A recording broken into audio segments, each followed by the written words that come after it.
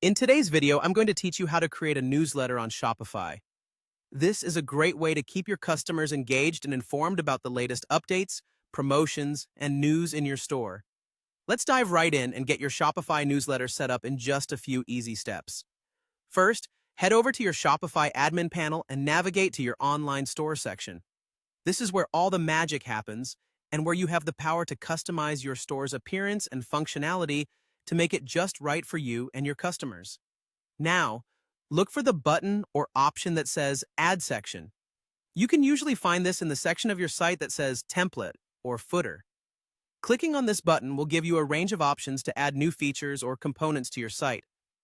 Once you click Add Section, you'll be presented with a list of different sections you can add to your store. From here, you'll want to scroll through this list until you find the option labeled Email Signup. This is the section that will allow you to capture your visitors' email addresses directly from your site, which is crucial for building a successful newsletter and, ultimately, a stronger connection with your audience. After you've selected the email sign-up option, you'll need to edit it to fit your store's unique branding and voice. Editing this section is your opportunity to personalize the message and appearance. Take the time to craft a welcoming and engaging message that invites your visitors to sign up, letting them know what kind of valuable content they'll receive in your emails and how often they can expect to hear from you. This can include sneak peeks at new products, exclusive discounts, or insider news about your brand. Make sure the language is clear and enticing, motivating people to subscribe.